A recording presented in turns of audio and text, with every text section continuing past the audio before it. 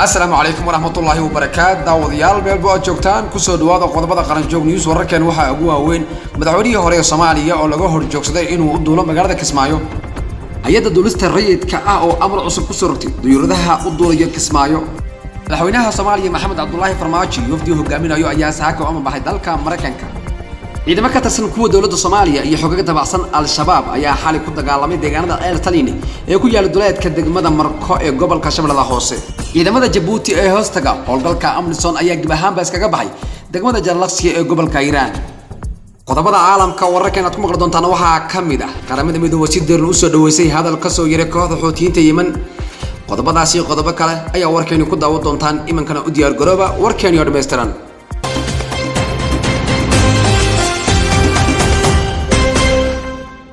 markale daawada isku soo laabasho haboon hadii uu yahay markii kugu horeysay channelkayga soo booqato fadlan subscribe noo saar gamle kana furo si uu ku soo gaaro warkii u dambeeyay Soomaaliya iyo caalamka mahadsanid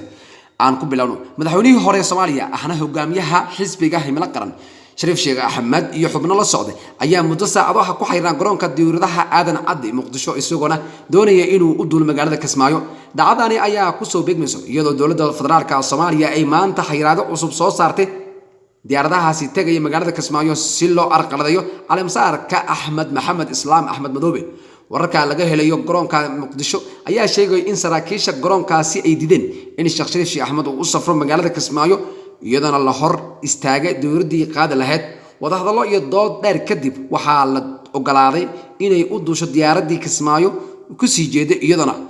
aanan la socon Shariif Sheekh Axmed balse waxa taasi diiday maamulka Jubbaland iyagoona diyaaradaasi u sheegay inaysan Kismaayo imaan karin hadii aan la socon Shariif Sheekh Axmed hogaamiyaha xisbiga Himilo Qaran ayaa la sheegay in uu ka yimid dalka Turkiga isagoona doonaya inuu ka qayb galo xafladda caleemasaarka Axmed Madoobe 24kii bishan lagu qabanayo magaalada Kismaayo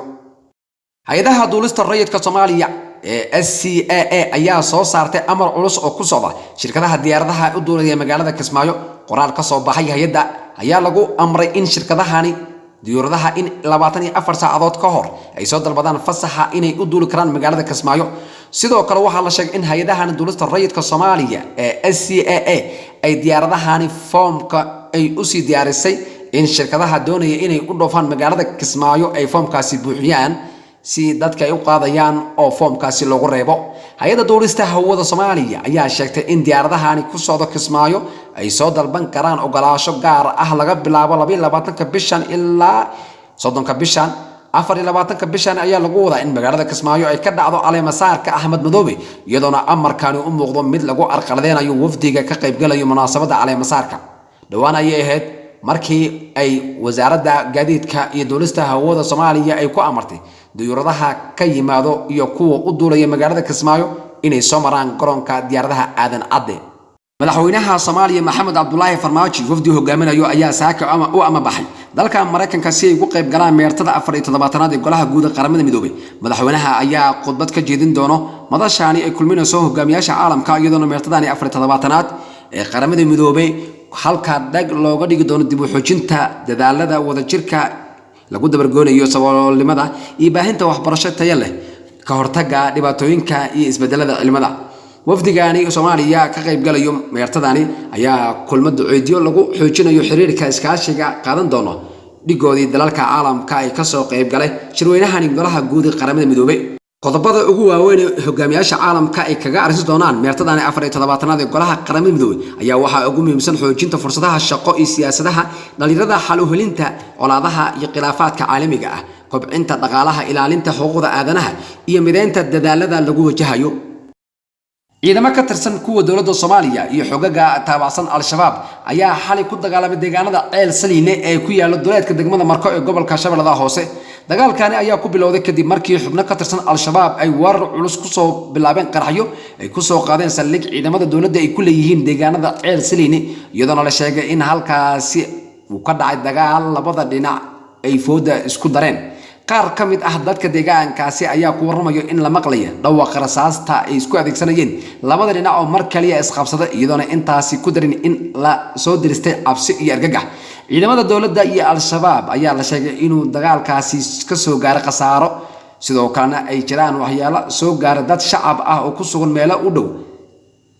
saldhigaasi la weeraray al-shabaab ayaa ka hadashay dagaalkaasi waxaana ay sheegeen in haatan la wareegay gacan ku haynta deegaankaasi Saliine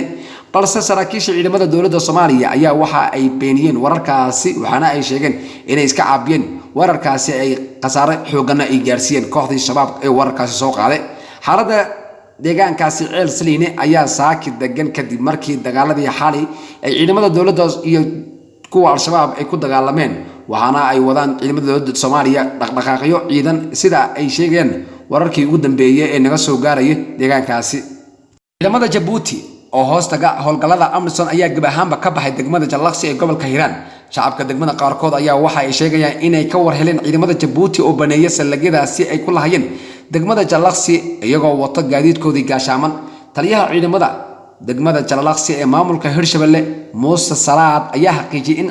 ciidamada Amazon ay baneeyeen dhammaan salagyadaasi degmadaasi ay ku lahayeen ayaa la wareegay ciidamada booliiska Hirshabelle مسؤولين الدجمة جلقسي أيها شيء إن إلا حدا أن لأوجين صابت علماء جيبوتي بنيين سلجدا سيد الدجمة جلقسي وحنا جوابها سي أي بنيين كم إذا أحبون ذا كلا قيمة الدجمة يملك كلا تريها جود علماء أمنسون أيها ولي كهدم علماء جيبوتي أي كب حي الدجمة جلقسي يسببت أرنتاني كنت يدون الدور الشهر أي دجمة سي هري وجو دجالمين علماء أمنسون يحوجج على الشباب أو ورق صغاري كانوا حنسوق قارني وركي عالم كقرامة مدوبة أيها صود ويسق قرشها النبضات أي صوب بندقين كوخ حوتين تاسي الدلكاسي يمن إيران تاجرتو كاسوها إني تشوشريا ورد أيكوها ين دلكاسي السعودية قراء الحوتين تأي باهيين أيها الغشة إنه جيد كودي سوجدين تاسي تحي فرصة نبضات أي هرسيدي كرتا إن دقال كاسي لصاف جرو إرجع قرامة مدو قابل سند دلكاسي يمن مارتن كروفرتس ayaa sheegay in qorshaha xuutiyiinta soo baxayo toddobaad kadib markii diyaaradaha aan dooriyaha lahayn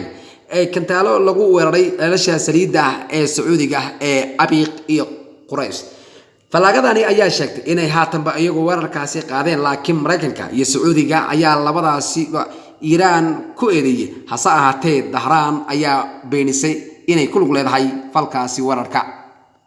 waxaan intaan ugu idlaaday wararkii u dambeeyay Soomaaliya iyo caalamka wararka lamida intaan ku wada kulmi doono waxaan idinkaga tagnaa salaamu alaykum wa rahmatullahi wa barakaatuh fadlan hadii uu yahay markii ku guuraysan channelka soo boqoto subscribe inoo saar gamle kana furo si uu ku soo gaaro wararkii u dambeeyay Soomaaliya iyo caalamka mahadsanid daawade